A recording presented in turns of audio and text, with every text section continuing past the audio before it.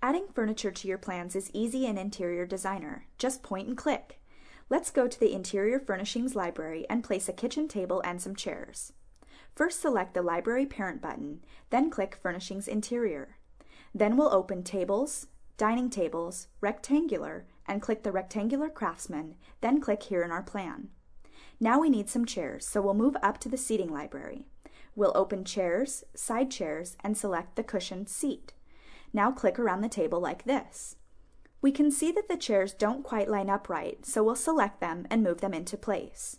If you have problems moving them, try using the Control key, then dragging them into place.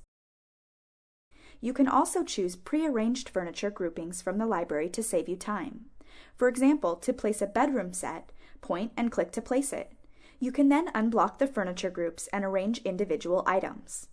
All of the furniture placed from the library can be resized to your exact requirements.